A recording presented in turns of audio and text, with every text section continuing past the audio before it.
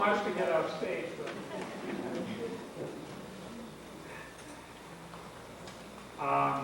For the class that's taking Asian Studies 491B, the Subject Archive International has very kindly provided a conference room for us to meet in at lunchtime. And it's conference room number two, and it's just outside these doors here, or if you're coming from outside, I think it's the first hallway by our auditorium. So let us all meet at 12:15. We have a number of housekeeping things to handle, and then at 12:30 I think we have a special guest who will be joining us. So at 12:15 the class meet in conference room 2. Secondly, I think you've seen the sign, but let me just reiterate that food and drink we should not bring into this beautiful auditorium. There are rugs everywhere. There is a Coke machine, maybe it's a Pepsi machine, I don't wish to be biased here. If you go out the auditorium to the left, there are some phone booths, and then there's an area which does not have a rug in it, where you can have drinks, and there's small tables for snacks. Lunchtime, however, there will be chairs outside the main doors under a kind of a glass canopy. It's very beautiful there. So chairs will be set up there for lunch.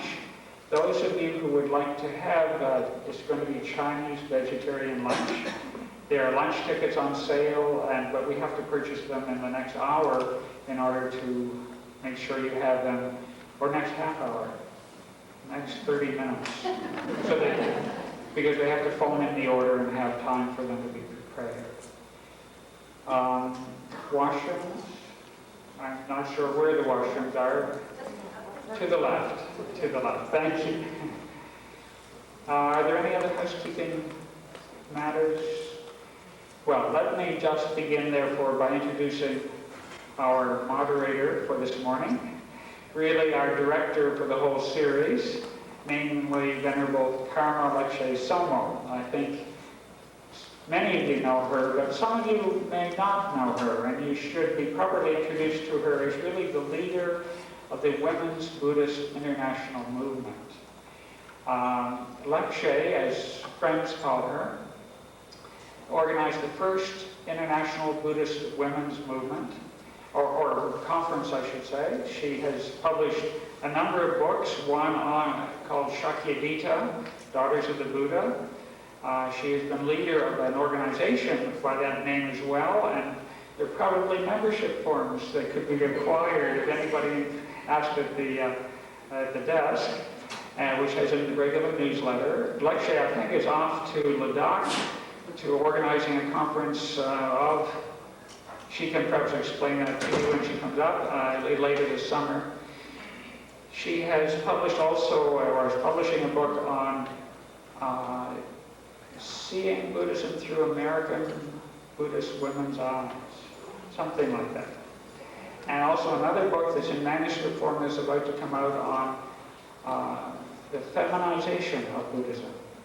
So when you have Dr. Anne Klein and Venerable CarlBecker Somo in one room together, you have the leaders of really a kind of a revolution within Buddhism for this century. So I will ask Venerable CarlBecker Somo, who is your moderator this morning, to please introduce our opening presentation. Thank you very much.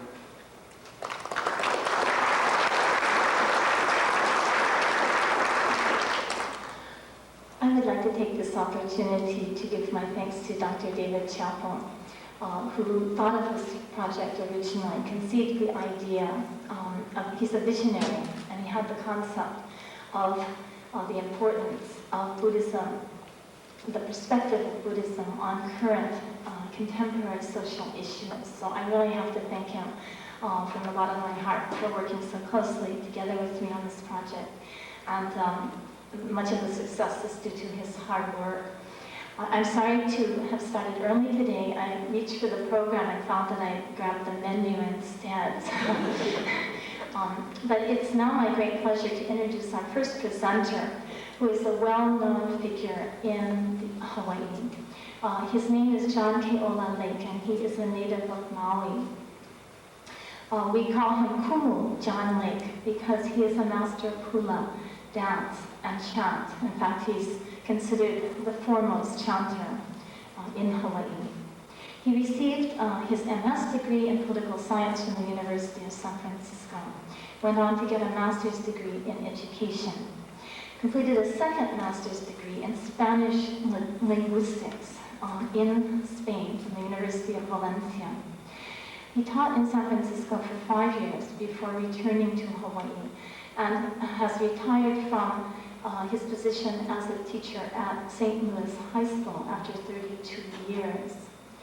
He's currently the headmaster of the Hawaii Academy of Arts, Music and Dance in Kaimuki, and instructs at Chaminade University. Also has been a guest lecturer widely throughout the islands, and was recently the only Native Hawaiian educator represented on a council at Princeton University. So it is my great pleasure to introduce Kumu JohnLake.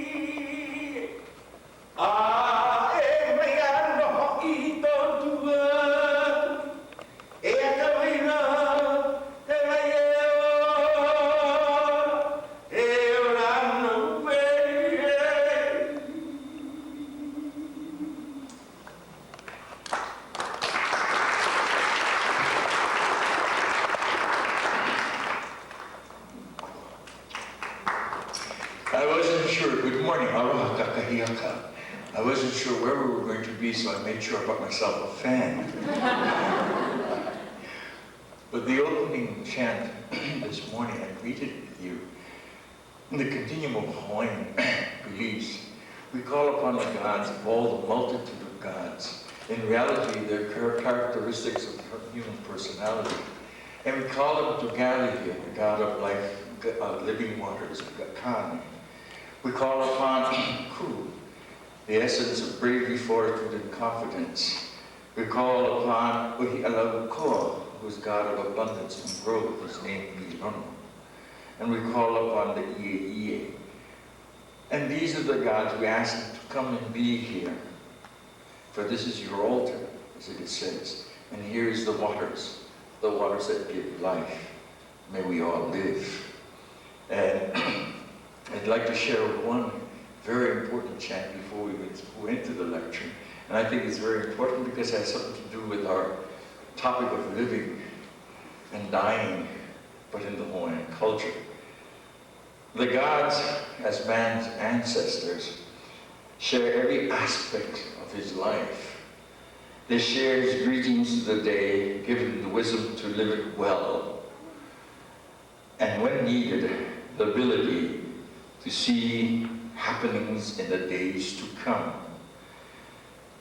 These prayers and our chants, and even our dances, are the expressions and acknowledgement of gods, and expresses today for a good day. So may I share this to all of you for a very good day.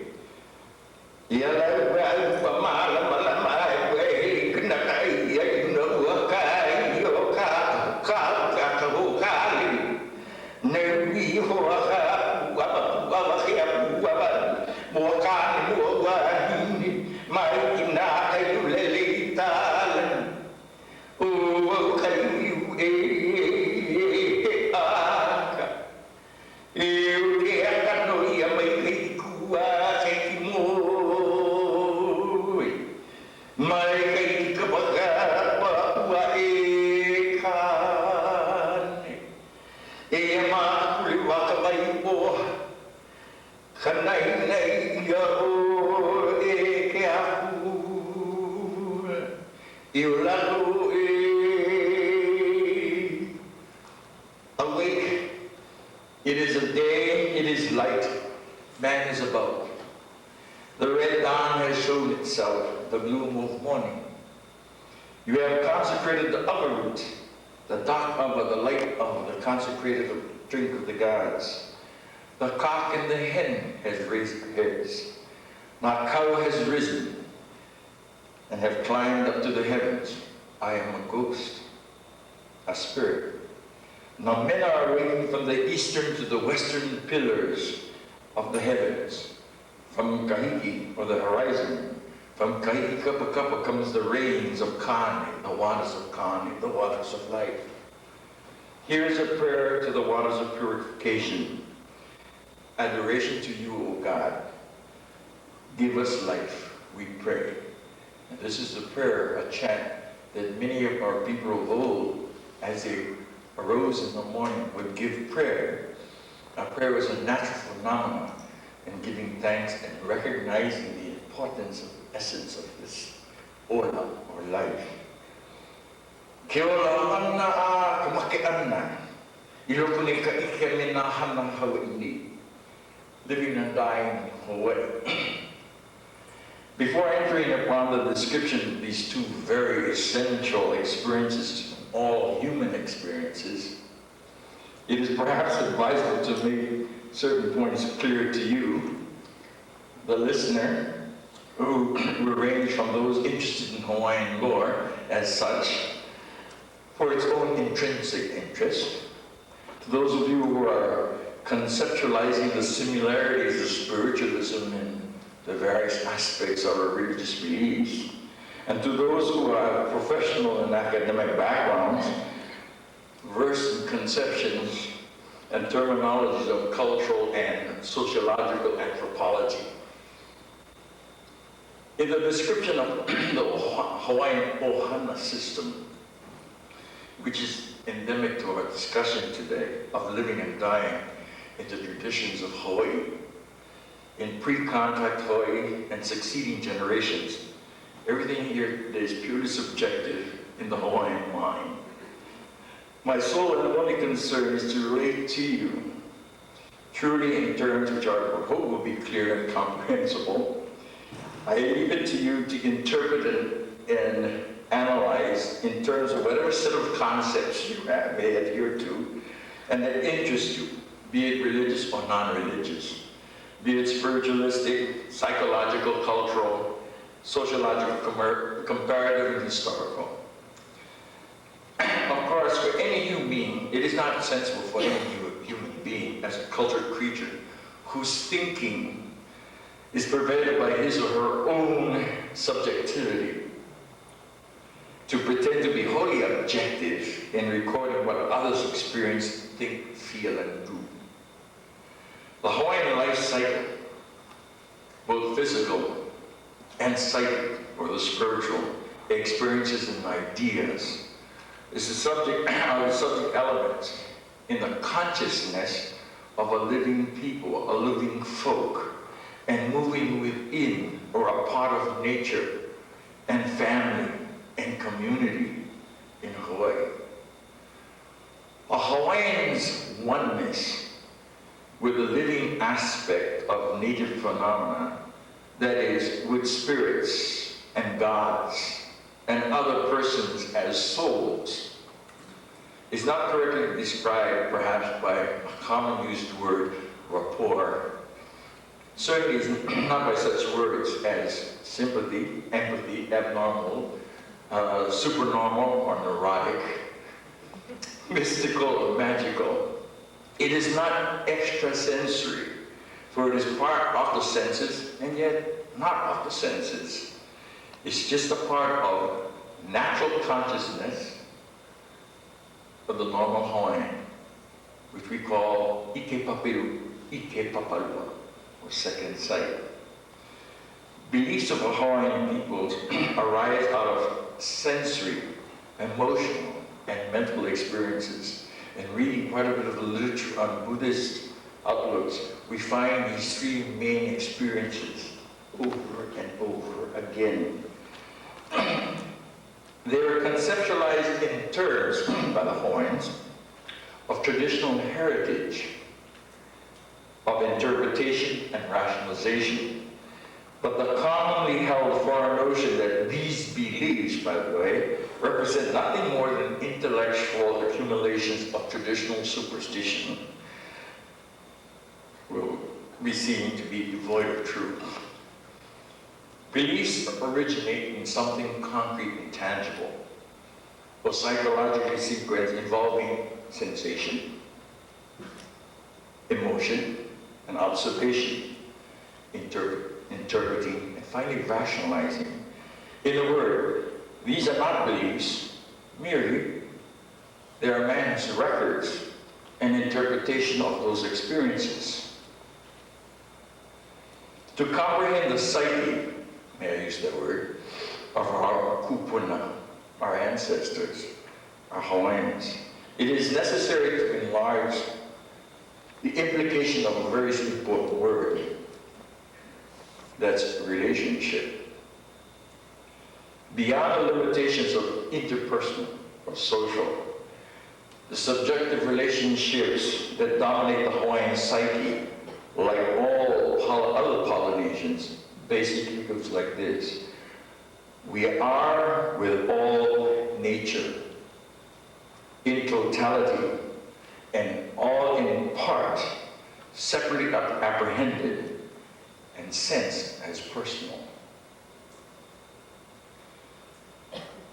Hawaiian belief, for example, we give an imagery, we give a concept that is subjected to this belief by experience. If there is birth, what is created from birth is the necessity of male, female. And so does the Hawaiian, by his nature of his sensation and of the idea of a relationship, creates, quote, the cosmogonic parents. To him he creates Wakea, sky father, Papa, sky mother, oh, earth mother, sorry, okay? Not too unlike our modern concept of Mother Nature. To Sky Father, we give him the elements, we give everything that is manly. He is the strength. He is seen that is anything that is erect within nature. Tall, high coconut trees become symbolisms, what we call kinolau. Everything that is placid, calming, serenity, caring, the sea becomes the female, the mother. So Papa, Wake and Papa, in the historical development generations of other primordial father and mother, others give different names. But the gods and goddesses found in Hawaiian folklore are forms and phenomena of sky, earth, sea. These are realistic experiences. Why? Because the key faculties of the native person notes with exactitude the generic characteristics of all species. It relates for him as the fisherman, for him as the hunter, to the mother or the caretaker, the mat, the weaver of mats. All species with this terrestrial and marine life, and the subtlest variation of natural phenomena such as winds, light, colors, the ruffling seas, water, variation in all types of surf, and the currents and waters and tides. None of these observations expressing a sense of significant relationship were idle. They had a relationship. It was the Hawaiians' ability to understand. Again, because they were sensory. They understood, and therefore life would be developed around this.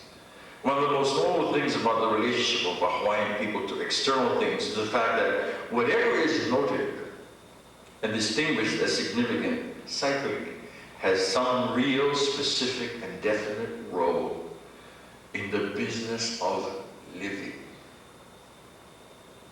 It may be utilitarian, something useful, or aesthetic, perhaps might even cite, for breezes, for example, we give them names. Colors, we have the whole gamut of colors. The types of surf, these are noted.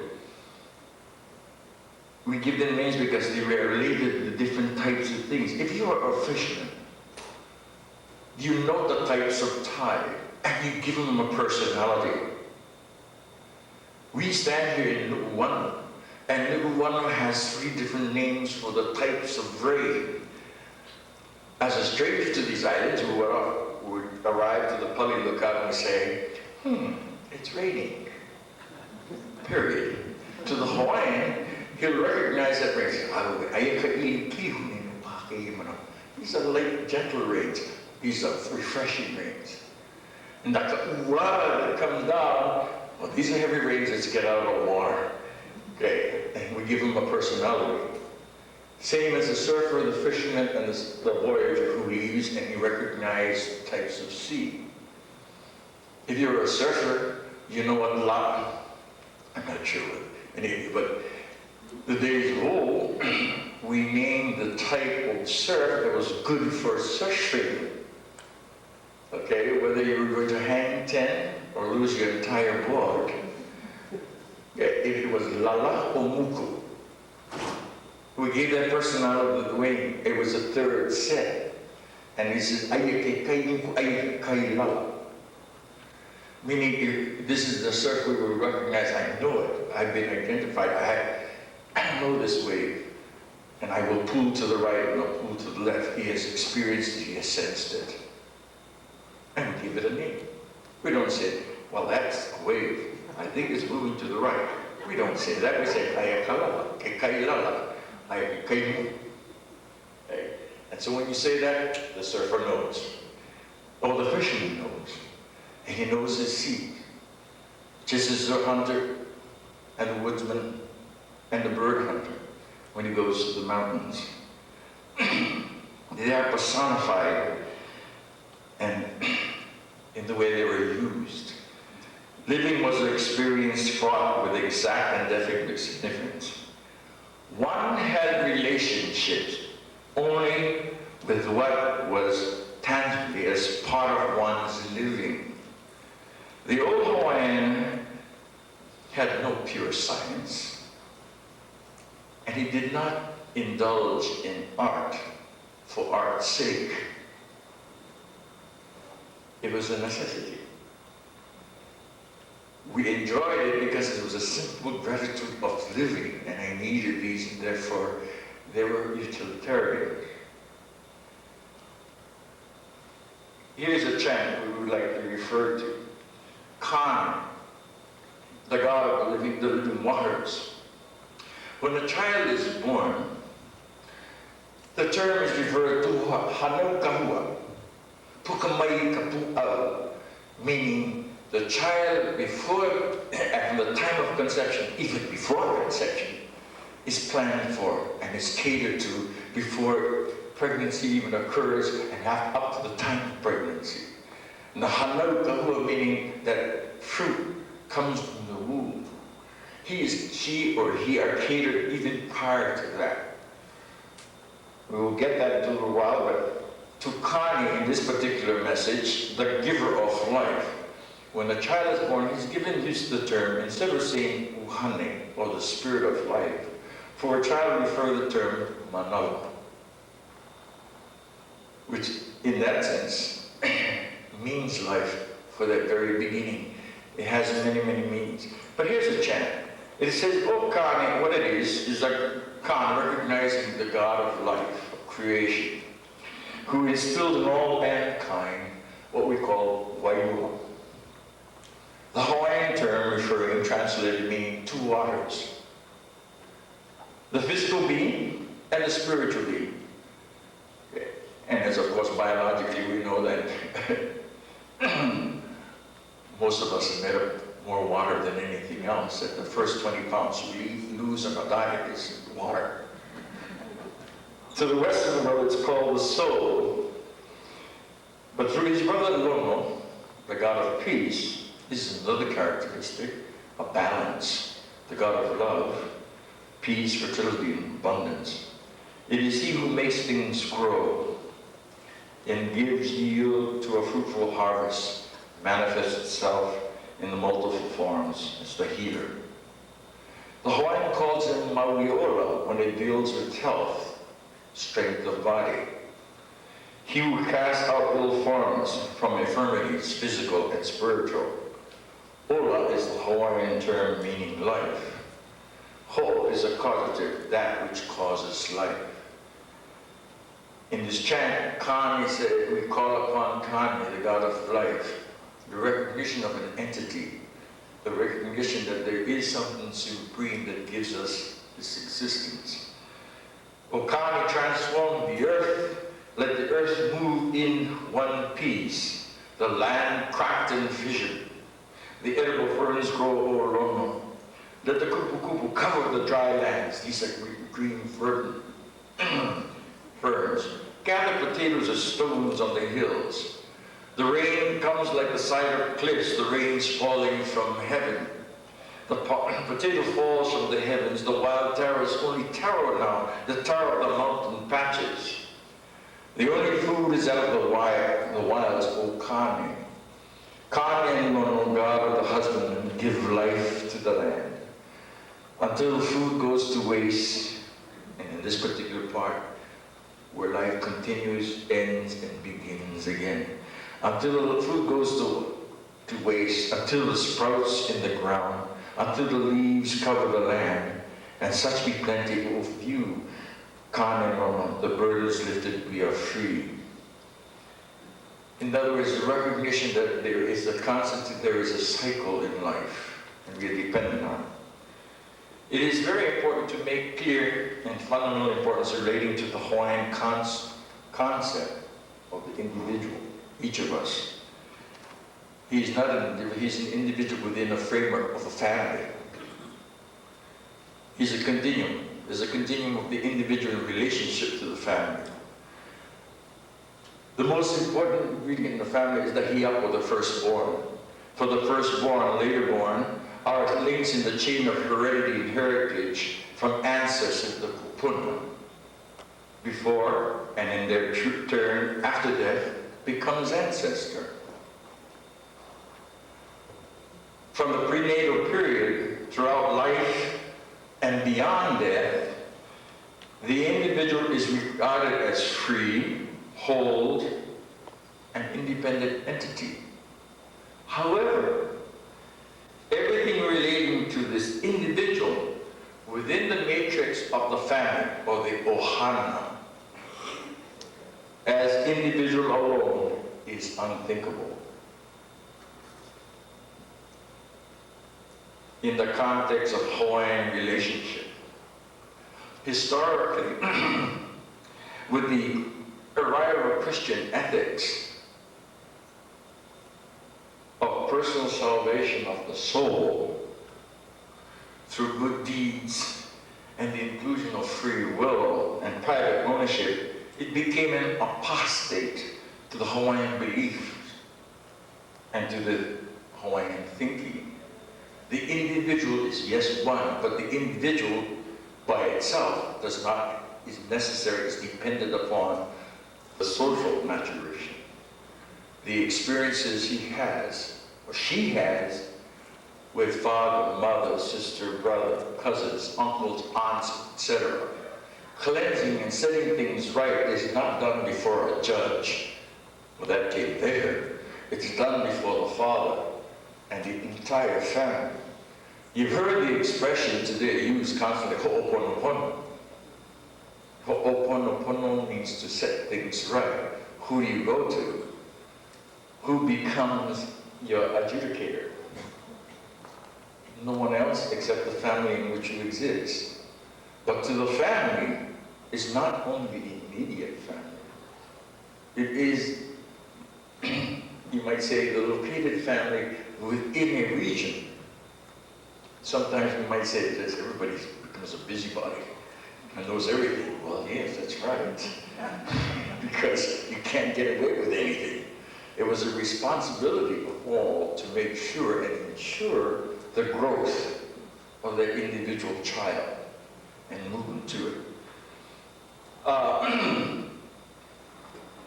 Rigorous concern for the soundness of body, now at the beginning of the life cycle, is a primary consideration throughout the physical life, especially before and during infancy.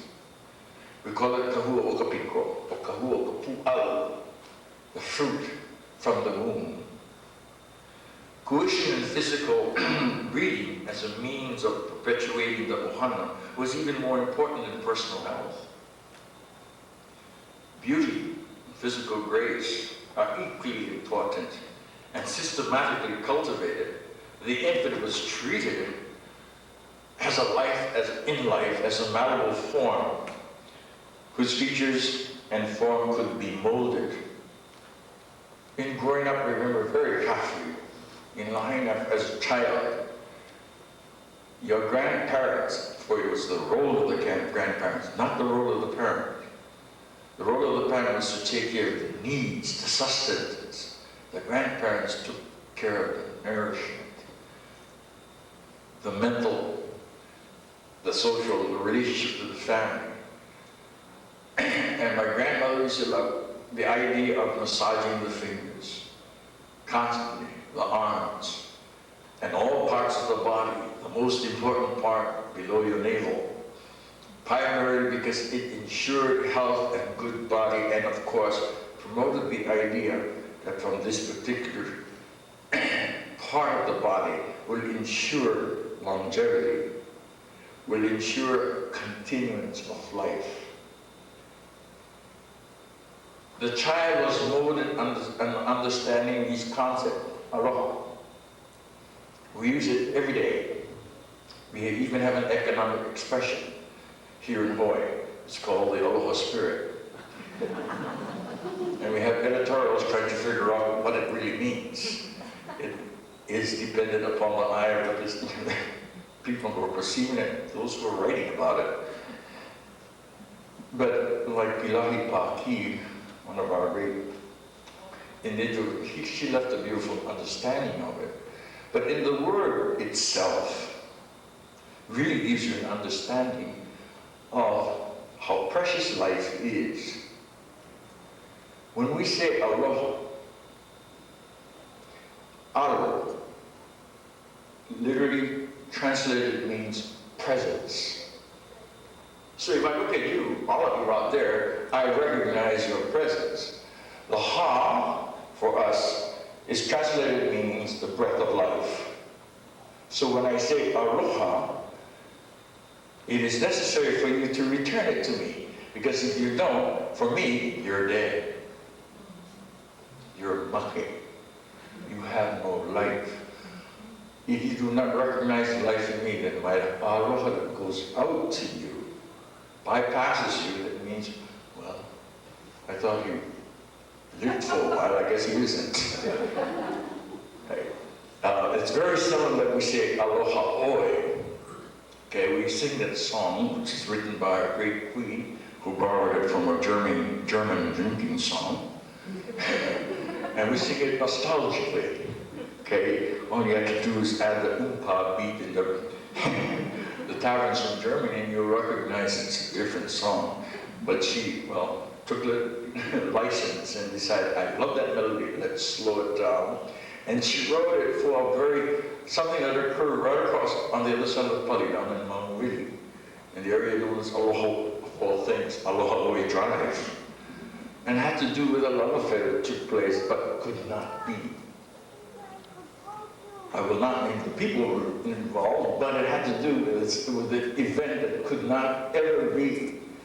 And so in seeing this breakup, she wrote the whole idea of aloha oi. My love for you, my recognition of life for us is final, okay, because we can never see one again. We say aloha oi to someone who is in the grave, talking about death. Okay, because you know you will not get a response. If you say, aloha kāua, and if he answers, so we say aloha oi, and we continue on your journey. So in my recognition of just the term of aloha to you, and I said, aloha kāu, it is in the presence and recognition that if he recognizes light, imagine, he recognizes light in me, I should return it to him. Because there we have sensed one another. And we've become that part of that life force that exists. The child is nurtured in this. At a certain historical time, however, after the mission of Christian ethics, we find that aloha became strictly, which is all right, it's very important that it became strictly the love between you and God, because he is the life force. But it's along this continuum. And so in listening to my grandparents, their prayer, their greeting to us was never aloha. Okay? Many of you are familiar with this. A Hawaiian is outside. He announces his coming before he even gets to the door. That's why Hawaiians never ring doorbells or knock on doors. They yell before they come. Well, it's kind of nice because if you know no one answers from inside, I guess, well, nobody's home, so I don't have to go through the front gate. But this is the uyakundi, anawai crowd. And then later in their prayers, they would always say, no pihaku wala, mai ke aloha, mai ke akui, mai aloha aku ya oe ke akua. My love for you. And so it became this, this relationship with the spiritual being. And it became a very holy and very sacred word to the Hawaiian. Well, it is. Even when we say to one another, when you think of it, if I say aloha to you, it is a very sacred word. Because why? As I mentioned, I recognize that you're a living being. And you recognize me also. The child develops and is trained in understanding prestige of self-worth, understanding the importance of hospitality, which is part of the life cycle. It is contrary to Hawaiian thinking to turn anyone away from the door. However, when we say today, modern concepts and modern thinking has changed the ways of our people today. But this is a very important thing. Many of you were born and raised and lived in Hawaii. It is customary to go to a parent's home, and the first thing they say, you want something to eat? Okay? Because the pleasure is that to see that you are, and to sense that you are enjoying things. And it is this important sense that establishing this relationship with you in my living, I make you welcome. I extend everything. The importance is the giving, not so much the receiving, it's in the giving. Even if you hate the guy, you give. Because my grandmother used to say, now, but Mr. Niesman, when he stops by, to say, oh, come and meet Mr. Niesman, you know. Okay, and he was a Groucho then, okay, he was Hawaiian German descent. And he never had a kind word for kids, for children, as we wrote in Lahaina. So because every day he would be pedaling his bicycle to work. We never knew where he worked, but he always back and forth. So, and he would always, you know, always go, what's the name? Kids, because he said this in Hawaiian, we knew this. And one day, and my grandpa said, be nice, you know, because it's going to come back and hit you in the face, you know, and it's a logical continuum in the life force. Well, one day, a great experience, well, not a great experience, but it was an experience that the elements took a change, and we had the great winds known as the Kauaula winds came down. It was at 9 o'clock in the morning. By 9:10 it was over. But by that time, in 1952, there was no such thing as transistor radios. And we watched it was a beautiful sunny day. It was customary for us to be up in the morning at 5:30, the house clean, eaten, the yard watered clean by before 7 o'clock. Why? Because Lahaina was too hot after that. And what we could do all day is, hey, enjoy life, go swimming, go fishing, etc. But on that particular day, my grandmother was sitting there and she yelled to us, says, don't go outside. And we never question. Stay in your rooms. So we have to stay in the room on a beautiful, gorgeous day. But then we realized later when the winds came, they knew. And it hit the house. We saw houses flying, telephone poles collapsing, etc. When it hit the house, it parted it. And we heard some beautiful music, which is another story. But anyway, we ran to the front door, and there was Mr. Niesman on his bicycle. And here came the wind and picked Mr. Niesman up, threw him into the kiawe tree. Okay. And we all stood there, just said, yay! And my tutor said, only for that he was not going out. You know? And of course we had to repent, so to speak, for our callous outcry.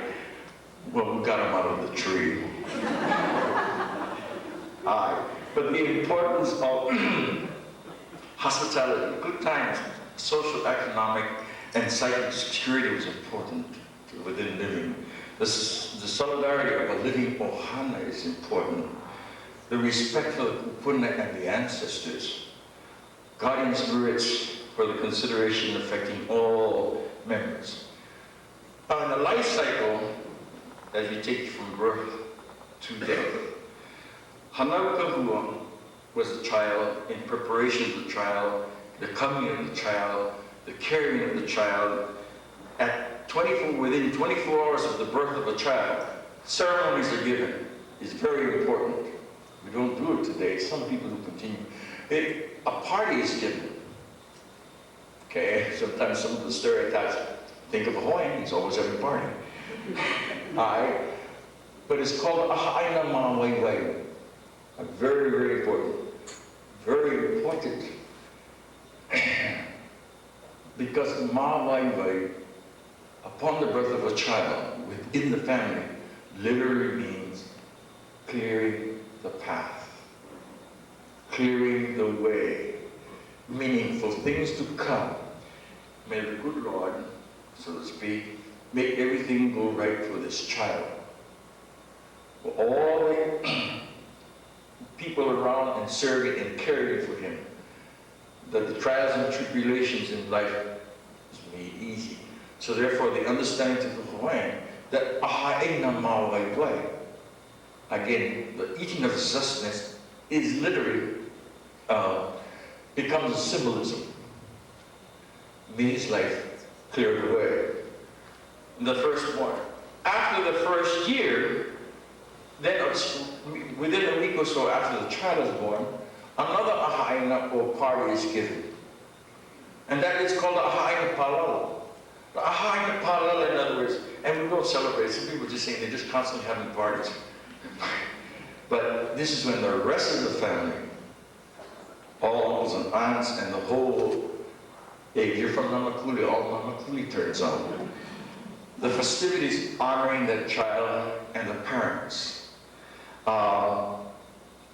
It is at that particular time that songs and praises are given. If you're a child of high rank, you're lucky, because name chants are given to you. And this is important, because name chants are like prayers. Right? One of the most beautiful gifts is not that gold bracelet you have. You say, I found that Hawaiian gold bracelet. Okay, that you can pass on. The most important thing is when someone says something and sings a chant in praise of you, and in hopes that you're like, and that is constant. Because at that time, everyone will recognize that male, that chant, that name. And a genital, excuse the expression, but the melimai. And that was a very special chant because it was said to the child in the life process that this child be procreated, that his life continues. Unlike everyone else, but all Polynesians share the same thing. Maybe a friend from New Zealand will agree. After a year, the most common, and this is a practice that everyone here in Hawaii, regardless of who you are, whether you're Hawaiian or not, we all go to first baby luau's. How many of you have never been one? If you haven't, Mr. Chant. who always go to the baby wall first year. It's called Ahai na Piha Makrihi. And chanting, dancing, and everything, good fun is taking place. But only in Hawaii, as I laid back, we have what we call, to the Polynesian, we have 3 navels.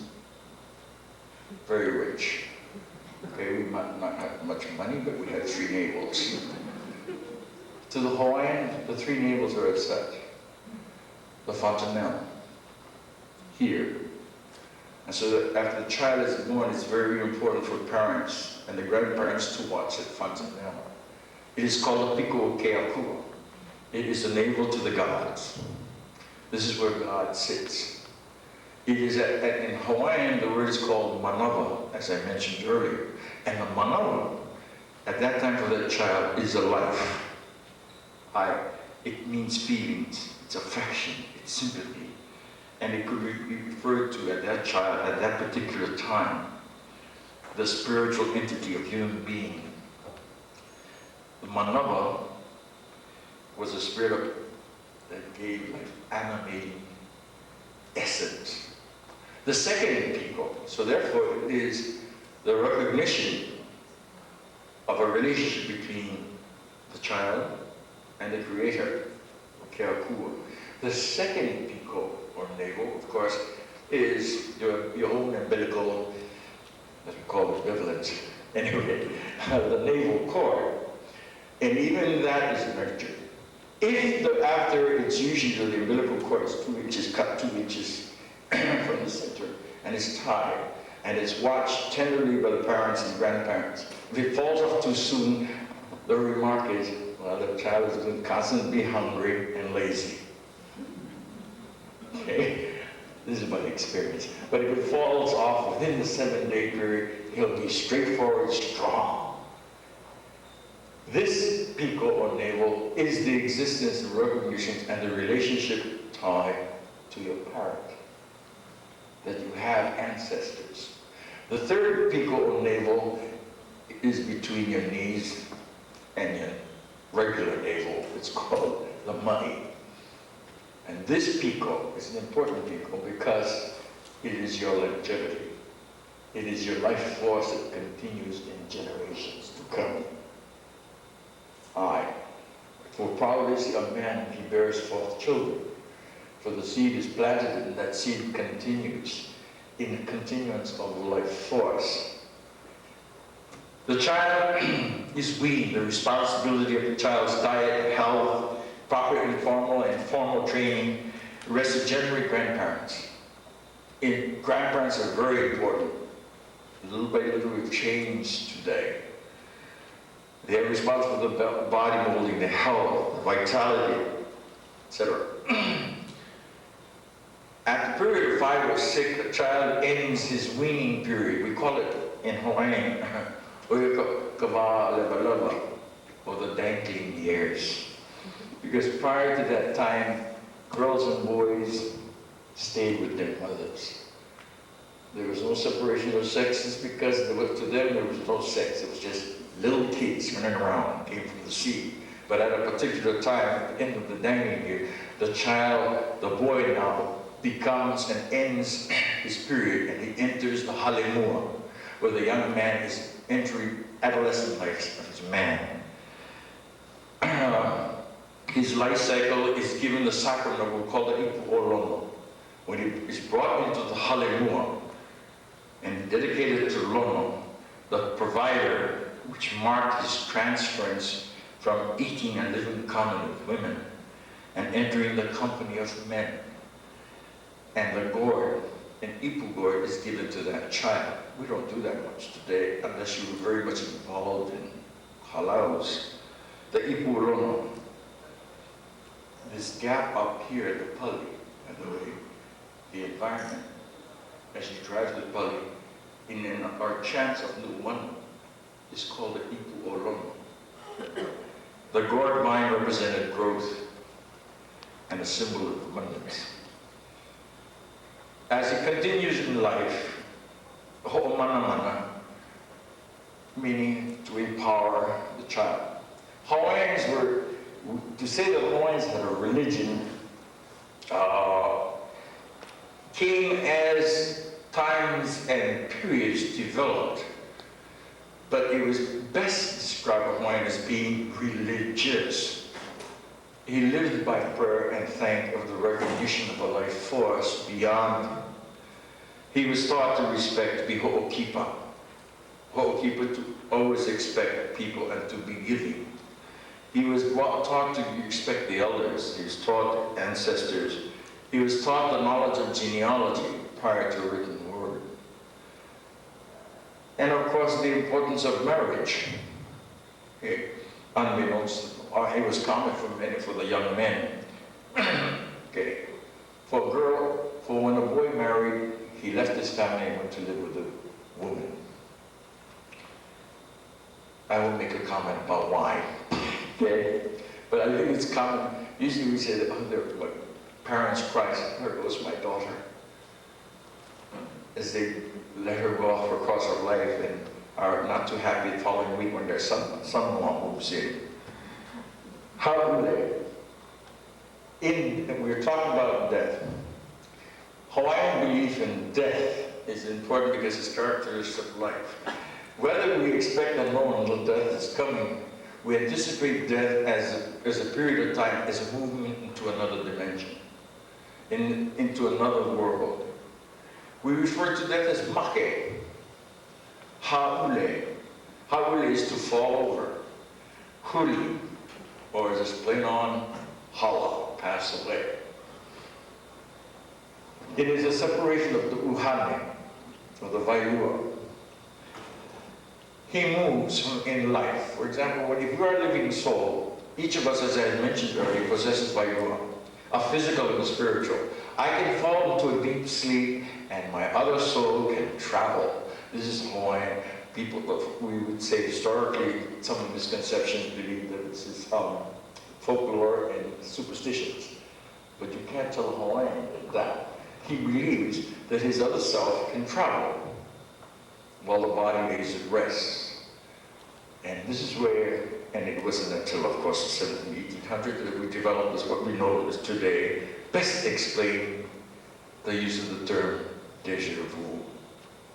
Hawaiians call it uhanehele, meaning we've been there before, we've experienced that before. And when you tell a kupuna, say, uye no hoi kela, e mena ka uhanehele, umoi aku ne ma'anen hoi, ko uhane, lala aku ne, meaning, sure, your body can let it sleep, but the rest of you, you have it inside, she went traveling. And they take it as a natural course of life. And it is part of life. In death, you can anticipate three to the Hawaiian. If you're to ask a Hawaiian his concept of heaven, he'll give you various forms. In the ancestral term, we refer to the after-death life as being with kuaihelani, to the mystical grounds of the gods, a traveling floating island, or umelangi, or to the highest of all heavens, spiritual beings. But to many Hawaiians will also express, well, the simplest way of expressing heaven is, you know what? I would like to be someplace where I enjoyed life to the fullest and enjoyed everything that life gave us. Where would that be? Oh, with my parents and my grandparents, where everything was so easy. I enjoyed fishing. And those of you know the folk tales and the stories dealing with the night marchers, what we call the huakaipo, that comes down in procession. It is always believed that these other families continue. The day, by the way, and I forgot to mention at the beginning, maybe there's a similarity characteristic throughout the world. The au means light, the po means darkness. In the night, during the day, man is meant to live his ordinary task. At night, you spend your time with your family at home, indoors. For in the evening, this is when the rest of your family, those who have gone or transversed time, and they come up back and visit. And they take care and nurture, see if everything's going well. Sort of borders paranormal psychology, etc. But we call these three areas au makua, au kunewa, au miru. The au kuwana, or auwana as we call it, kunewa, is that a soul, when he is deceased, he leaves his body, it travels. It travels on the physical plane. And Hawaiians know that we have certain places on each of these islands here that the soul travels to. In New Zealand, they go up to Te Rangi, and they leap into the spiritual world. So do we. But the Hawaiian's explanation of a characteristic of life is that he travels to go to his end. He goes to Salt Lake area, which is called Ali'a Pa'akai. Today it's just known as the Honolulu Golf Course. So, unfortunately, right, and many of you might remember, it used to be a bigger Salt Lake, or local Pa'akai, but they filled it in and made a golf course.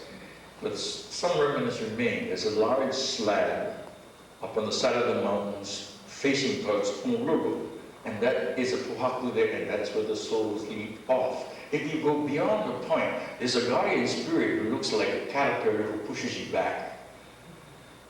And then we have, and of course, then you leap into the soul, into the area of being with the Aumakua. Aumakua meaning being in place with the ancestors, with the parents. How do we realize this? Because it's a sensory, it's an experience. Logic tells us, man, woman created child. Therefore, when death comes, we progress back and go back to that time. I don't want my time to end with this, but I know we're ending, and I know there will be thousands of questions which we'll be able to answer, but these are the elements in living and in death that are important to the Hawaiian in the ingredients in closing. What we call iho, self-esteem is developed. Ea kaha ke ea ke alo. Here's the life force, the sovereignty of self, which is nurtured. Hanohano, dignity. Pride, ha'aheo. Ike papalua, second sense or insight. These are the goals. Hilinahi is developed. This is prior to Christian ethics and beliefs. Confidence. Ho'omana, to develop a spiritual force and worth in understanding that each person here has a life force and a spiritual entity, and I respect that, and it has to be mutual. The ikikanaka ikekino, recognizing that individual and the character, it creates within us important virtues of tolerance, patience, moderation. Now is the next basic principle, intelligence. Last and most important, ha'a and lokomaikai, humility, respect for, kindness for others, kindness to others, to achieve the intent of good. I leave with you. A'aya oko e holmuai. Leave blame, leave behind inconsistencies, leave behind ineptness, leave behind aoli, meaning negativeness. In preparation to the life force, you continue on, recognizing I am. So therefore, I hope you understand that Hawaiian's life and death is aloha. The ha continues. It continues another plane. And in closing, I close with this chant.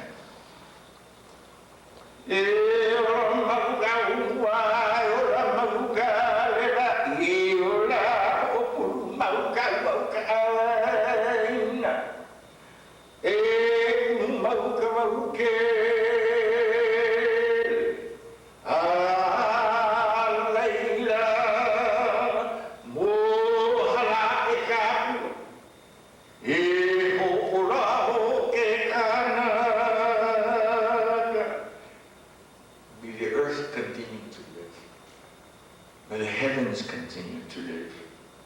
May the rain continues to dampen the earth. May the wet forest continue to grow.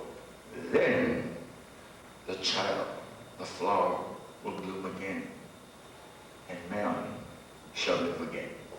Thank you.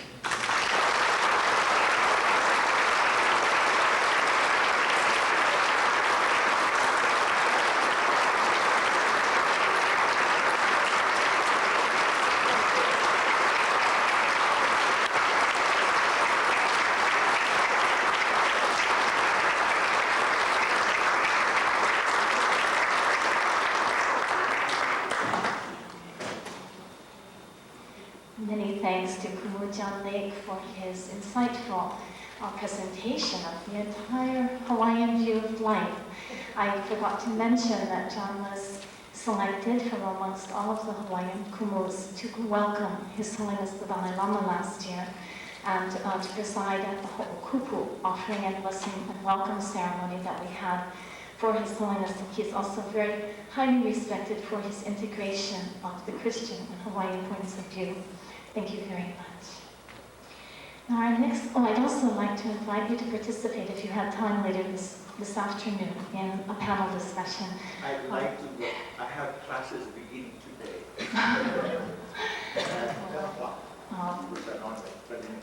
Fine, thank you. I'm sorry that we didn't have more time for questions, but our next speaker also I'd like to mention would be participating in this panel this afternoon. So we'll have more time. If the presentation this morning is too short, we will have another opportunity to give questions to Dr. CarlBecker.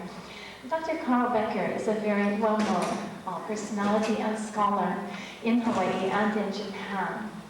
He has many books to his credit, over 13 in fact, including most recently one called Breaking the Circle, and another book on paranormal experiences connected with death and near-death experiences. He is a graduate of the University of Hawaii, that's where he took his PhD, and is a tenured professor at Kyoto University in Japan. This is a high honor for a non-Japanese to be given tenure as a professor.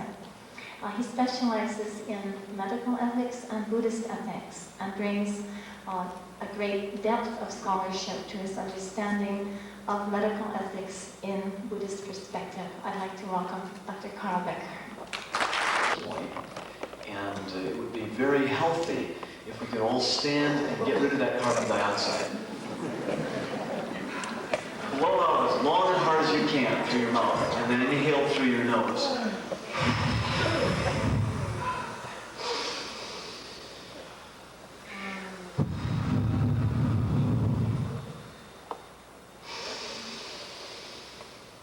One more time.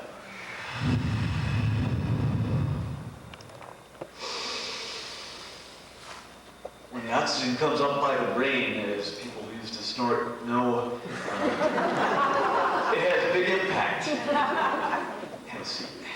I want to thank David Chappell for getting the seminar together. Thank Lexi for all the work she's poured into coordinating it. Thank the Hawaiian Council on Humanities. Bob Buzz and other representatives are here. There are a tremendous number of people, I should know in summer sessions, a tremendous number of people have put a lot of time and energy into making this possible. I was told that if we opened this broadly to the Soka community who is hosting us, it would be standing room only, and therefore it has not been broadly announced to this particular congregation. But I think we also owe a deep debt of thanks to Soka International and here in Hawaii for providing us with these lovely facilities, and I'm thankful to be here too.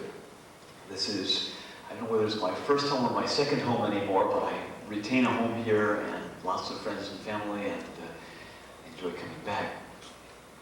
You know, when we talk about death and dying, I always get this deep feeling that I can't teach you anything, because each of you has your own set of life experiences and your own deep-seated sense of what your vision of life and death is. But I've been assigned the topic of death and afterlife in Buddhism. John talked a lot about life in Hawaii. I'm going to talk more about death. And death and afterlife in Buddhism is an impossible topic, unless you take about 7 chapters to do it, because there is no one Buddhism. There are so many kinds of Buddhism. It's at least 3 times, or maybe 10 times broader in its cultural renditions than Christianity. So to try to comprehend all that in a few minutes is going to be tricky. However, life after death is indispensable to any Buddhist version of the universe. There are good people in this world, graceful people, ethical people who live and die with almost constant suffering. Born in pain, living in pain, dying in pain. And there are bad people, and I can't be the judge of all of what that means, but there are people who use people, people who buy and sell people, people who rape people, people who kill people, people who destroy people psychologically and physically. And whatever of that you don't like, you can throw into bad people. People who do that kind of thing, who live extremely healthy, happy, wealthy lives as organized criminals or directors of certain countries. And this is true. And if there is no life after death, then there is no justice in the universe. And the lesson we should learn, I suppose, is dog eat dog, every man for himself. Get as much as you can get without getting caught. And I'm afraid there are young people in this country who are beginning to get that philosophy. Buddhism believes there is life after death. However, when we talk about life after death, we have to start from the scene where the Buddha hit the world when he was born. There were two leading Indian theories in those days. In fancy words, the eternalists and the annihilationists. In simpler terms, the eternalists thought that there's something, like a sphere or a crystal ball, like what do you call it? Ball gazer would use, inside your head, a little smaller than your head. And it could accumulate karma and dust and other things from the actions you did. But when you died, this crystal ball rose out of your head and went to another body. And it would live through that other body. And when that body died, it would go again to another body. And this you, this permanent stuff that is you, would just constantly go through round after round of body, like taking off and putting on clothing. Well, that was one side, one view. The other view was, nah, there's nothing after death. When you die, that's all it is. The body dies, there's no more. And the Buddha was born into that milieu and spent 6 years of fasting and meditation about life and death and the cycle of life and death, and came up with a uniquely sophisticated view, which I'll try to make sense of to you very briefly. John talked about being out on the water, or imagine being out on the water on your surfboard or your canoe or whatever you do out in the water, and you see one lala omuku, a big wave coming from the horizon. We can all, as surfers or sailors, point to that and say, there comes a nice wave. That's going to be a good curl. Get ready to ride it. But we know in another way that a wave is not one thing, like a boat, moving across the water. First, the water over here goes up and then down, and then the water next to it goes up and down, and then the water here goes up and down, and that pattern of moving is what we call a wave. But it is not a thing, it is a pattern of energy in motion. I can take my microphone cord and make waves, and we can point to 1, 2, 3 waves with the cord. But the waves are not the cord moving from left to right. They are a pattern of motion, of energy in motion. Or take the example of a candle flame. You light the top of one candle, and it burns down. And we can point to that and say it is a flame. But the flame in one instant is never the same as the flame in the next instant. And when it gets down to the very end of the candle, we could take another candle and hold it and let the heat from the first flame light the second candle wick. Even if the fire doesn't touch the second candle, the heat will be enough to light the candle that we hold above it. And then the bottom candle burns out, then the top candle is burning, and we can say, in one way, that's the same flame. The same energy, the same heat went from one burning substance to another. And in another way, we can never say that from one second to the next, it's the same thing. Like the crystal ball that goes from head to head. It's not a thing at all. It's process, it's energy in motion. Now, because we live very short lives in cosmic terms, we think we see things like desks and bodies. But think about a coconut tree in more cosmic terms, and it looks more like a firecracker. Get this. The coconut falls from the tree, and it fizzles there on the ground for a while it's sprouting, and the sprout comes out, and then leaves falling off, going up, and dropping lots of coconuts, falling up, and then finally it reaches its peak and crashes over. If you could see a coconut tree in 100 years, in 100 seconds, instead of 100 years, you would realize, as the Buddha realized, that the coconut tree is just process, like a fire, like a firecracker. And so are we. If our thinking, our mind, our memory of what we were like when we were 10 years old was somehow able to be put in our heads or hearts, and we were able to compare what we feel like now with what we felt like when we were 10 years old, we would hardly recognize how different we are. I look back at diaries from 10, 12 years old. I can't believe I wrote that stuff. But it's got my name on it, and I don't think anybody else wrote it. Well, what's happened?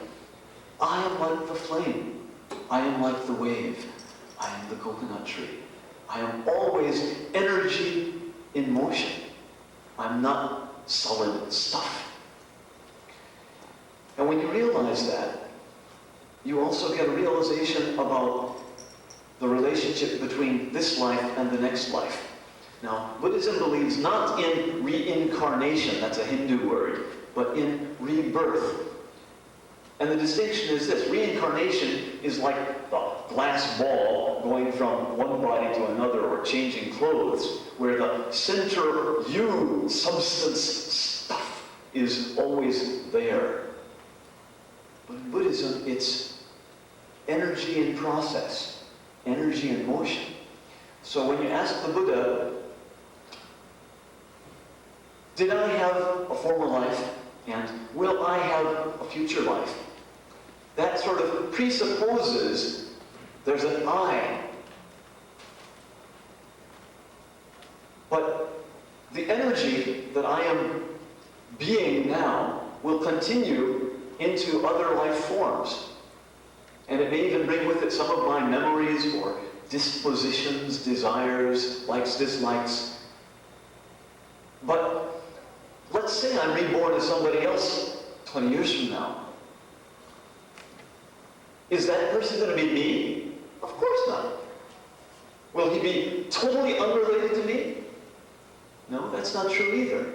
That new person in whom my life energy is in some way infused at death becomes both me and not me. In some ways me, in some ways not me.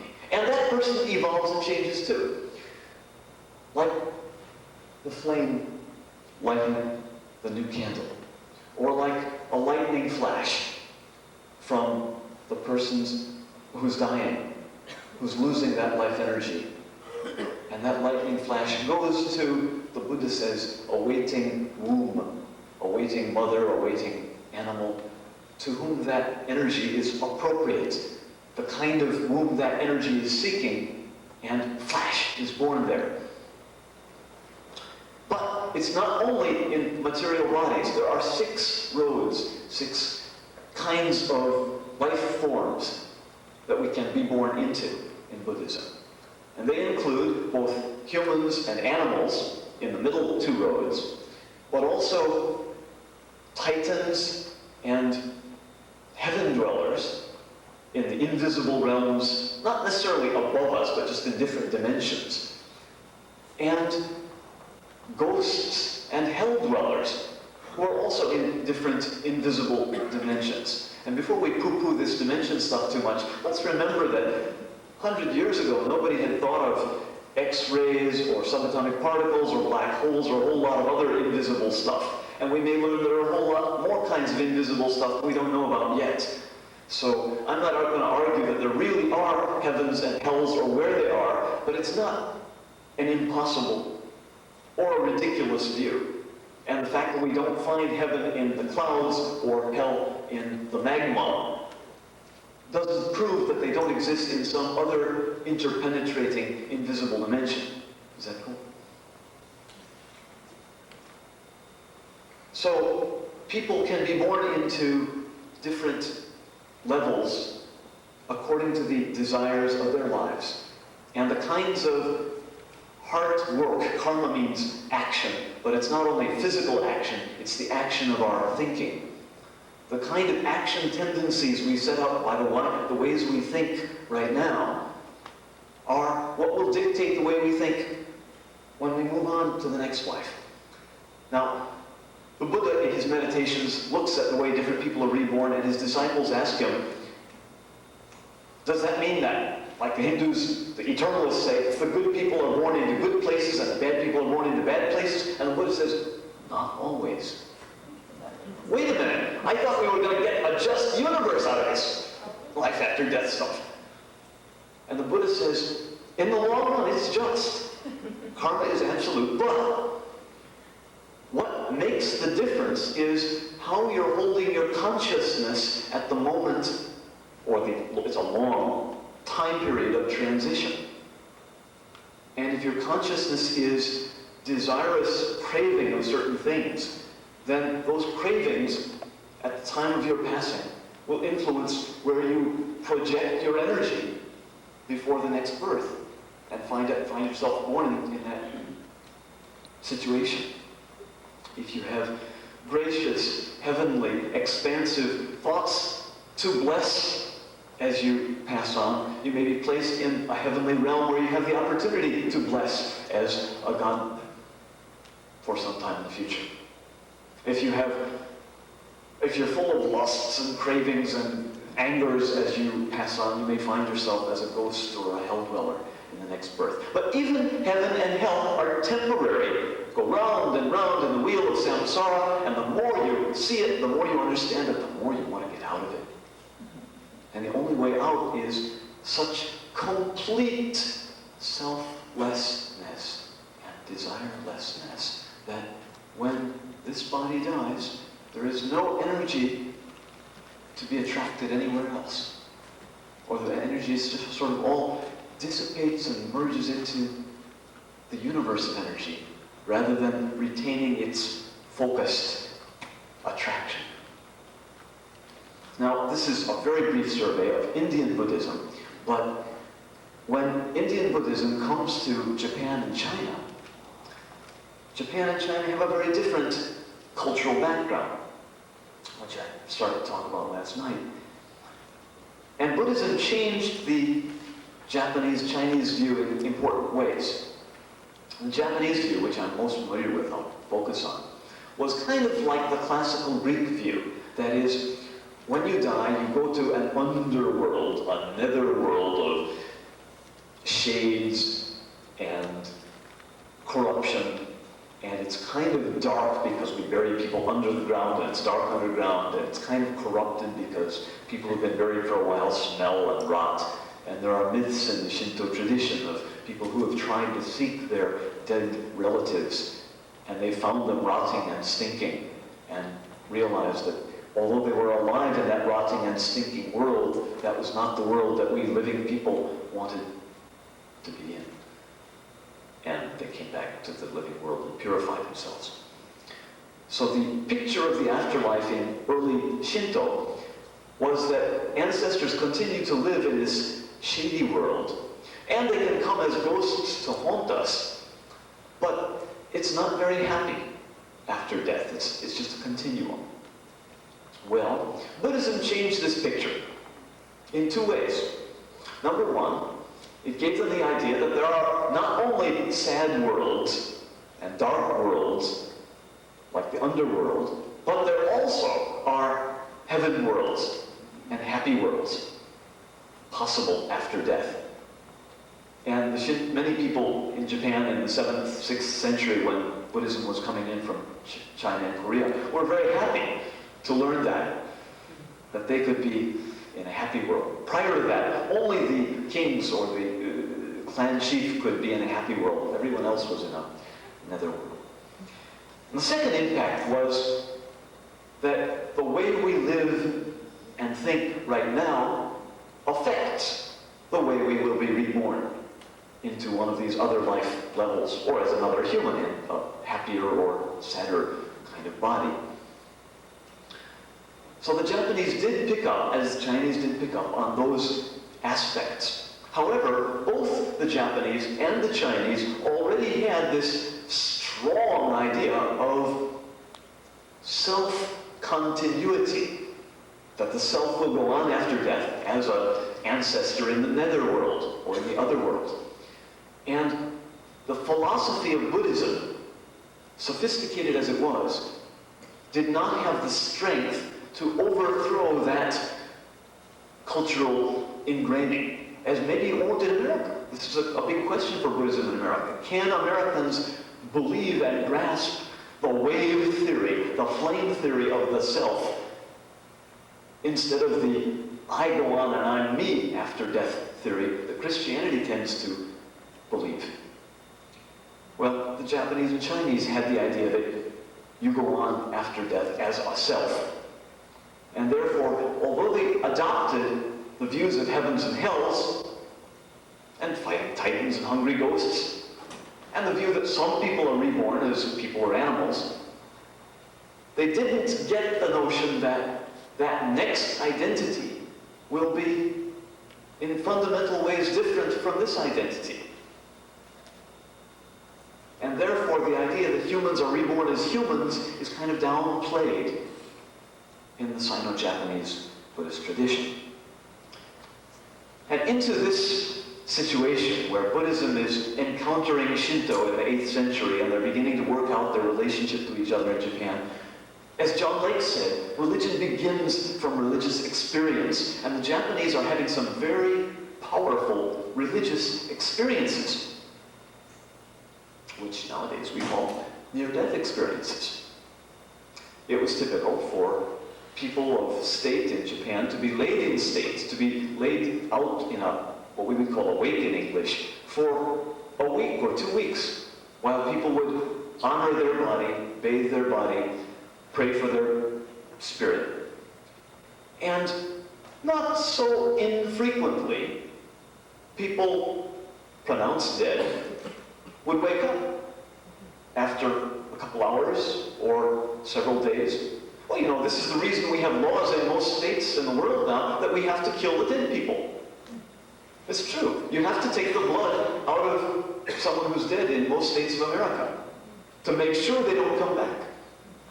Because before we had those laws, people came back. And that was very uncomfortable. And when people come back, they tell very interesting stories. And many of those stories were written down in Japan as early as the 9th century, 10th century. And they tell stories of going through, leaving the body, drifting out of the body, as JohnLake described the Hawaiians.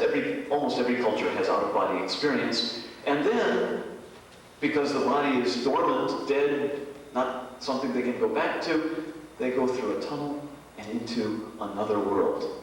And they talk about that other world. It's usually full of light, flowers, and godlike figures or ancestors who instruct them and chastise them. And because these are people who come back that tell us these stories, tell them, your job isn't finished, go back. In fact, this gave a problem to Japanese Buddhists because most of the Japanese near-death experiences said, when you leave the body, go through the tunnel, you arrive at the shore of a river. And there's an old lady outside of the river who tells you to take off your clothes and wait till you can cross the river. And there's nothing in Buddhism about an old lady telling you to take off your clothes and waiting to cross the river. Now these are good Japanese Buddhists, trying to be good Japanese Buddhists. How do they reconcile their faith in rebirth in the six roads with this experience that many of their contemporaries report? Haha, this has happened through all of Buddhist history, but you fake a new sutra. Or you discover an old one that nobody's known about since the time of the Buddha. Most of the sutras that most of the world believes, especially in Hawaii, are not dated back to the Buddha.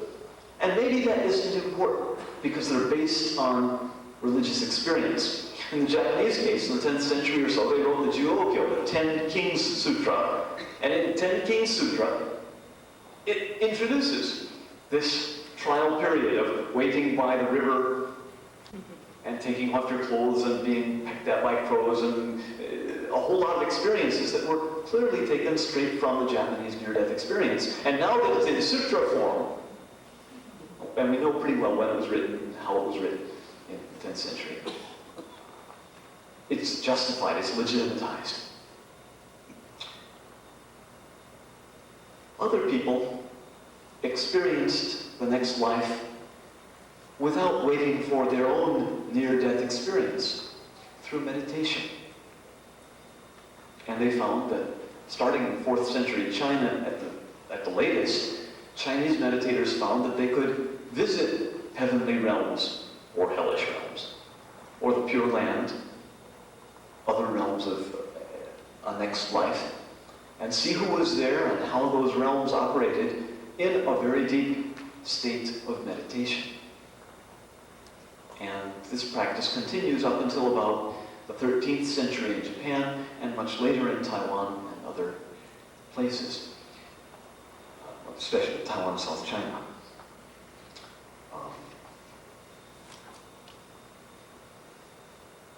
But the problem with meditating your way into another world is it's very difficult.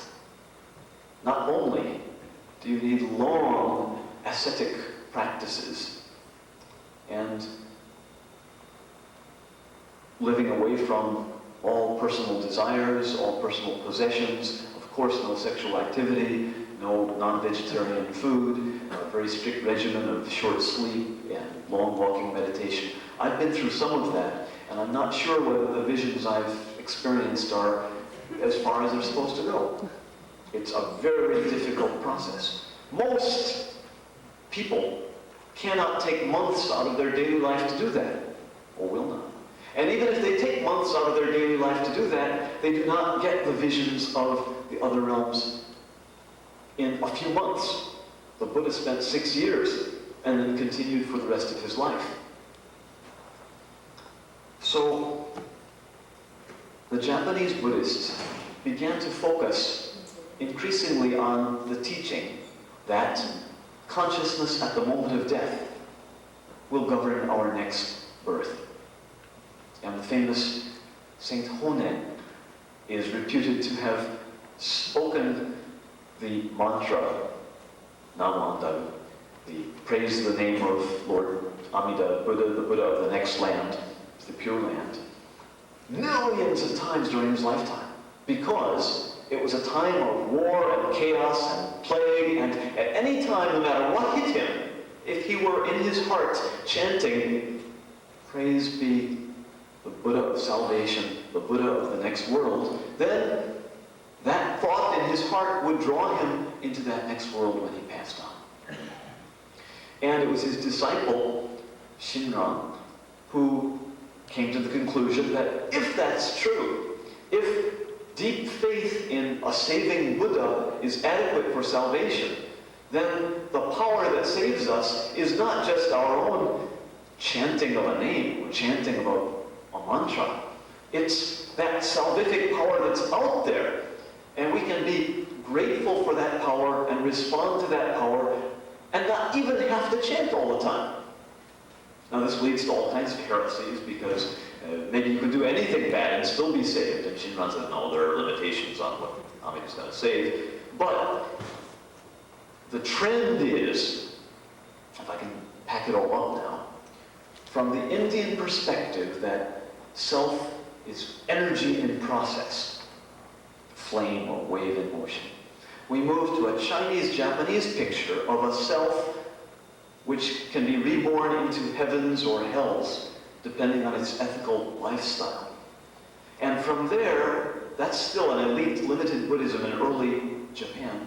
It evolves into a Buddhism which says there is a salvific figure, like a god of the next world, who, his name, Amida, means infinite life and infinite light. And that power of life and light reaches down to welcome all of us who want to go to the light when it's our time. And that light that greets so many people, Haole and Japanese and Hawaiian and Eskimo and all different colors and places, that light at the end of the tunnel in the near-death experience is what thousands of Japanese have reported. That's Amida, that's infinite life and light of the next realm. Now that's a big evolution. It took 2,000 years to make that evolution. And far be it from me to say which of those Buddhist views is correct. Maybe they're all compatible in some sophisticated ways. Where does that leave us? Well, several things I think you can say in conclusion. For starters, in every Buddhist case, consciousness at the moment of death is very important in what happens next. And consciousness at the moment of death is very likely going to be very much like the consciousness we've practiced for all our lives. It's very rare that somebody is suddenly aware that they're dying and suddenly able to shift their consciousness into some beatific state. Therefore, we should live every moment as if it might be our last. Not in terms of grabbing all we can grab or spending all we can spend, but in terms of holding a pure, blessing, happy consciousness so that if we are struck down by a wave or a lightning bolt or a car accident, and I have dear friends in this Buddhist community who have been struck down by all of those, then at that moment, when that hit happens, our hearts, our mind, our habits of the heart will be ready to reach out to the light and have a good projection of energy to our next go-round. I think that's all I can do with this tradition in half an hour, but I want to save 10 minutes for questions and another stretch if you need it. Questions? Yes, please. In life we have birth and death. They want to record this, I think so. In life we have birth and death. In Christianity, we have God created the universe and the last judgment. In science, we have the Big Bang and the opening and expanding universe. In Buddhism, where does it start, and what happens when everybody gets to what they need? Right. Buddhism is completely happy with the Big Bang Theory, except the Big Bang Theory itself has far too limited a time span. In Buddhism, it's true, the universe evolves out of a Big Bang, matter and energy evolve into the forms we see now and will continue to evolve.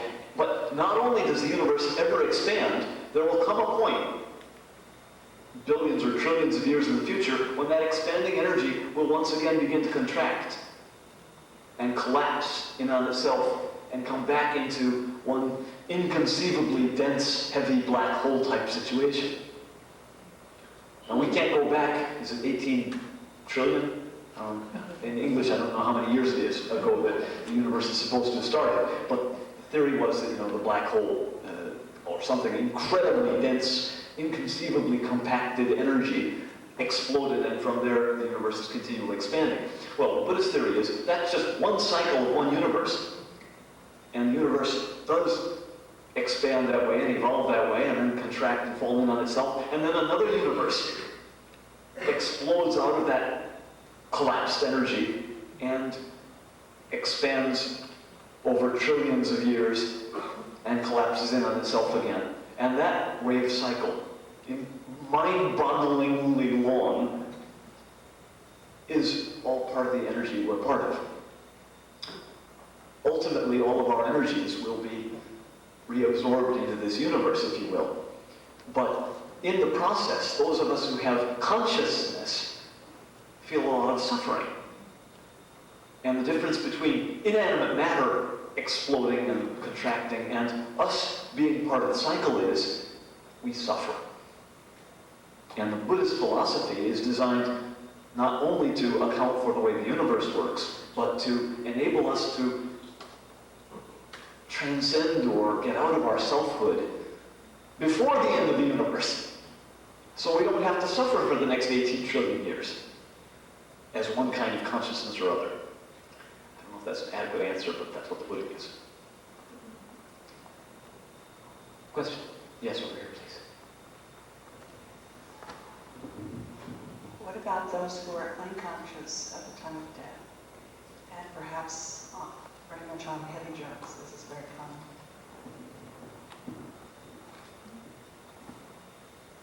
There are a number of problems behind that. I began to allude to those last night, but when we say someone is unconscious, what we usually mean is we can't detect any consciousness from outside, or we can't get them to interact with us the ways we want to interact.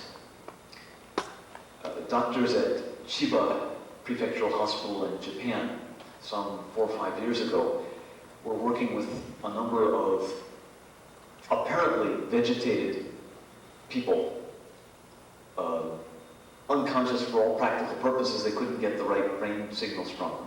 But one nurse noticed that, she thought she noticed that, one of her patients was able to move a little finger from time to time, presumably unconsciously. But she speculated, theorized, if we made one finger move to mean yes, and 2 finger moves to mean no, no harm in trying, let me ask some questions and see if we get some responses. And she found, after some experimenting, that in fact, this person thought vegetative could answer using finger twitches, even when the brain patterns we expected from finger twitches weren't found in the beginning, and they've later been found. Other patients who were blinking their eyelids apparently randomly and without control or meaning were found to be able to control their eyelid blinks. And when told that 1 blink means yes and 2 blinks means no, and we have a range of questions for you, they could communicate all sorts of things about their condition. When everything from the brain scan to the doctor's diagnosis said they're vegetative. And this has become known as the locked-in syndrome, that a consciousness is somehow locked in a body, unable to connect to the outer world through the body, but in fact, it's very conscious of being there. It's a pretty horrible situation if the consciousness is only in that body. Moreover, we know from studies of dreams and meditators and drug experiencers that many people have very rich, full-blown experiences that aren't related to their bodies. When their bodies are just lying down, maybe eyes open, maybe eyes closed, the consciousness of that person is somewhere else. Now maybe you want to call that dreamland, or maybe you want to call that another realm of existence, or the Australians have one word for it and the Hawaiians have another, but the fact that we can't detect it doesn't mean that consciousness has stopped. In fact, in the Buddhist view, the energy of consciousness is always going. And we found scientifically that people dream every night, whether they know it or not. The people who think they don't dream simply are failing to remember their mental images. It's not that they really don't dream. So the short answer, I think, is people who appear not to have consciousness really have consciousness, maybe in the body without being able to communicate it, or maybe in some other dreamy or transcendent level. Please, Mike's coming. Would you explain the constituents of the glass bubble that you referred to and how that differs as the same as the memory and habit patterns that go from life to life in a Buddhist perspective, and how the going from life to life differs from that of the glass bubble?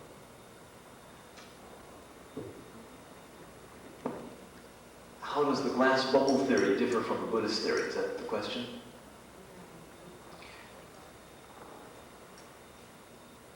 There are Hindus who will argue, especially since Shankara in the 8th century, that our bubble theory really is what you Buddhists were saying. But in the time of the Buddha, it wasn't. And the difference was that the bubble theory, or the glass ball theory, is that self is unchanging, permanent, and central to the reincarnating process.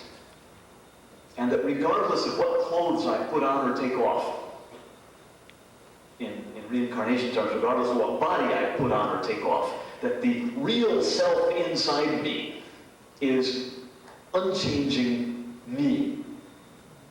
And, yeah. But the Buddhist perspective is there is no unchanging. And there is therefore no permanent me. All that me means, or that self means in Buddhist Sanskrit language, is relationships, causes and effects, interactions. So if I'm asked to define myself, instead of saying, look here, I'm this substance, all I can say is, I am in relationship to you and to the ground I stand on and to my past memories and thought patterns. Now, both in the glass ball theory and in the Buddhist theory, there is a sense of moral responsibility. That what you think and do sticks to you or influences you. But in the glass ball theory, it sticks to you like dust sticking to a glass ball. The karmas are semi-paraphysical. And they infect that physical stuff that's you, and you sort of carry that load with you until you can clean it off in another round of existence. Whereas in the Buddhist view, it's much freer and looser, if you will, from that self-centeredness. And the psychological effect of this is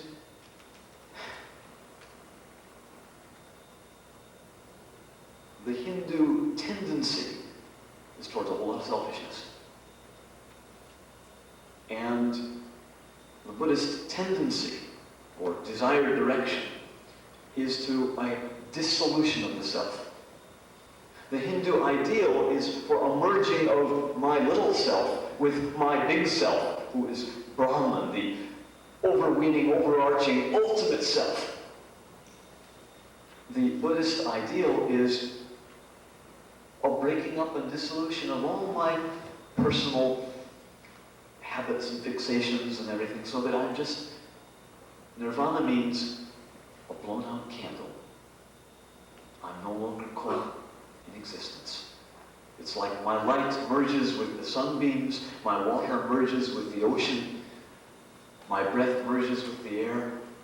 I am at one with the universe, but not a conscious self anymore. And I don't want to tell you which of those is better, but that's, I think, the choice. If you want to polarize it. And there are a lot of Hindu versions that are closer to the Buddhist, and there are a lot of later Buddhist versions that are closer to the Hindu. But if you look at the extremes, that's how it comes out. I think we have time for one more, and then I go, yeah. This is sort of a personal experience that I had. Please. I do like, I love chant, and at one time I chanted for like maybe 5 hours, and then after that, I did like 2 hours of Tai Chi, which is, you know what Tai Chi is. And then shortly after that, someone came to speak with me, and I had this real euphoric feeling that was so much like they were asking me, you know, was I psychic, or, you know, because I was telling them things of their past, present, and future. And what I wanted to know that if you do meditate in that manner, and I'm a strict vegetarian, someone said that I'm a vegan, I've never went through any transitions to become this way. I just, no meats, no sweets, no grease, and good exercise and lots of meditation. Could this evoke some form of psychic ability? Oh, absolutely. From a Buddhist sense? Yeah. And does Buddhists believe that? Yeah. What Americans think is weird or psychic ability or all that is very normal for most cultures in most of the world. We are the weird ones if we believe that people don't know who's coming to visit them. Or if we believe that people can't know what a close friend is thinking or feeling. Or if we believe that people don't have psychic dreams and out-of-the-body travel and a whole range of other transpersonal and interpersonal paranormal experiences. I wrote a lot about that in Paranormal Experience and Survival of Death, one of my late books. But these are normal. We can't explain in scientific, quote-unquote, terms. So the scientists say they are paranormal. But it's normal for humans to have these experiences, and yes, by cultivating ourselves and purifying ourselves, we can become more in tune with the energy of the universe, less the filter that is our body or is our self-centered consciousness. As that becomes more weaker, like a darkly colored sunglass becoming lighter colored. As we become more open to the energies around us, we naturally have more psychic experiences, if you like that term, paranormal experiences, if you like that term. The Buddha's early sutras are filled with things that are paranormal by Western science standards, but very normal in Africa and South America and Hawaii and Japan and a whole lot of other cultures. And we can cultivate these. And we need to know how to interpret them and deal with them and not let them create hallucinations or other wrong things for us. That's why there's a discipline to achieving that state of clarity or purity that allows us to know what we're thinking.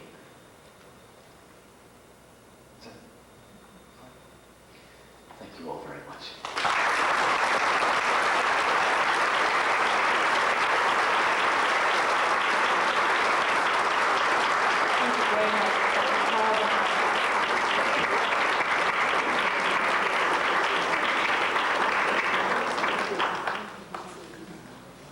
Our next speaker this morning is a well-known scholar also in the field of Buddhist studies. Her specialty has been Buddhist philosophy within the Tibetan tradition.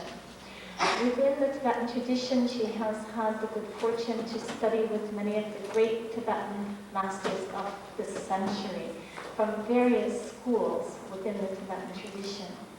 She's a graduate of the University of Virginia, having received a PhD in religious studies, specializing in Tibetan philosophy. She's the author of many books, including one, I hope we have a few copies left, Meeting the Great Bliss Queen, Buddhism, Feminism, and the Art of the Self. If there are no copies left, there's some order forms that you can pick up as you leave. She has a number of other books, Knowing, Naming, and Negation, Knowledge and Liberation, and a number of others. She's been a pioneer in the field of Buddhist studies in the United States and brings to her work a very special and profound woman's point of view. May I welcome Dr. Anne Carolyn Klein.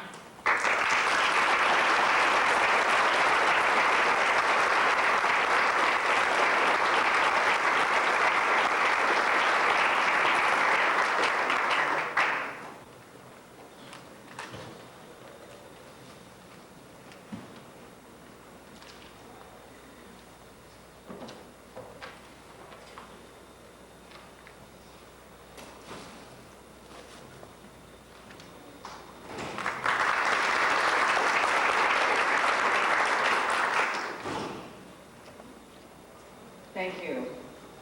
And I wish also to echo the thanks given earlier to the organizers of this conference who brought me to this beautiful land, a paradise. One of my Tibetan teachers actually described it. And particularly to David Chappell, to my old friend Lekshe,